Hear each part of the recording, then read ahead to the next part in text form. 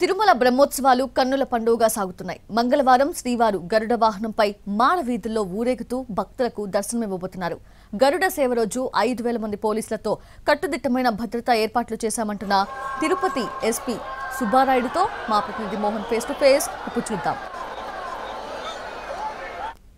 శ్రీవారి వార్షిక బ్రహ్మోత్సవాలు వేడుక సాగుతున్నాయి. స్వామివారి వార్షిక బ్రహ్మోత్సవాల కీలక ఘట్టానికి చేరుకుంది. 5వ రోజు రాత్రి స్వామివారు గరుడ వాహన సేవపై మాడవీధుల్లో వేరేస్తూ భక్తులకు దర్శనమిస్తారు. ఇక గరుడ వాహన సేవను ప్రత్యక్షంగా తిలకించేందుకు లక్షలాది మంది భక్తులు తిరుమలకు తరలి వస్తున్నటువంటి నేపథ్యంలో మనతో పాటు తిరుపతి ఎస్పీ సుబ్బరాయుడు గారు ఉన్నారు. వారిని అడిగి మరిన్ని వివరాలు తెలుసుకున్నాం. సార్ చెప్పండి, బ్రహ్మోత్సవాలకు సంబంధించి 2 ప్రధాన ఘట్టాలుగా చూస్తారు.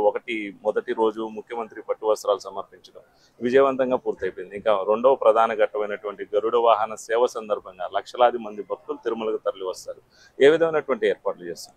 ఇంతకు ముందు జరిగిన గరుడోత్సవాలని దృష్టిలో ఉంచుకొని చాలా పకడ్బందీగా ఏర్పాటు చేయడం జరిగింది.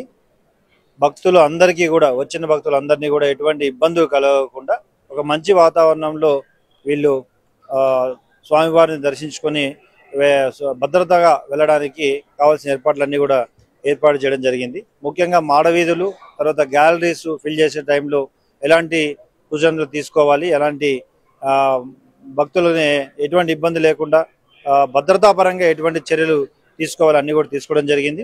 5,000 మంది పోలీసులు గరుడోత్సవానికి భద్రతాపరమైన చర్యలు తీసుకోవడంలో ఇన్వాల్వ్ అవుతున్నారు. పోయిన సంవత్సరం కంటే ఇంకా మంచి సౌహృద్భావ వాతావరణంలో భక్తులందరికీ కూడా దర్శనం కలిగే ఒక అవకాశం కల్పిస్తూ ఎటువంటి అవాంఛనీయ సంఘటనలు కూడా జరగకుండా చర్యలు తీసుకోవడం జరుగుతుంది. గరుడ సేవ రోజు ప్రధానంగా తలెత్తేది ట్రాఫిక్ సమస్య. ట్రాఫిక్ సంబంధించి ఏ విధమైనటువంటి ఏర్పాట్లు చేస్తున్నారు? అంటే భక్తులకు ఎలాంటి సూచనలు చేస్తారు? ట్రాఫిక్ పరంగా తిరుమలలో అవైలబుల్ ఉన్న పార్కింగ్ స్లాట్స్ని దృష్టిలో ఉంచుకొని ఆ రోజు 2 వీలర్స్ కానీ లేదా commercial vehicles, yellow board vehicles కానీ, ట్రాన్స్పోర్ట్ వెహికల్స్ అన్నీ కూడా అంతకు ముందు రోజునంటేనే అలో చేయము. అది ఆల్రెడీ ముందే చెప్పడం జరిగింది.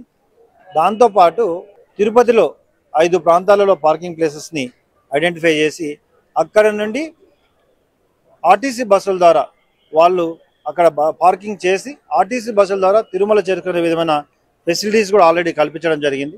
తిరుమలలో పార్కింగ్ సంబంధించి ఎన్ని వేల వాహనాలు చేసుకునే అవకాశం ఉంటుంది? ఆ రోజు మానిటరింగ్ సిస్టమ్ ఏ విధంగా ఉంటుంది? 8,000 వెహికల్స్ వరకు తిరుమలలో పార్క్ చేసే అవకాశం ఉంది.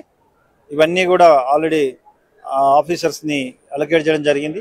మనకి అలిపిరి దగ్గర, తర్వాత జిఎన్సీ దగ్గర వెహికల్ ఇన్ఫ్లో అవుట్ఫ్లోని బట్టి ఎన్ని వెహికల్స్ తిరుమలకు వచ్చాయి, ఎన్ని వెహికల్స్ తిరుపతికి వెళ్తున్నాయి, దాన్ని బట్టి ఆ రోజు ముందే మానిటర్ చేసి గంటకి మానిటర్ చేయడం జరుగుతుంది.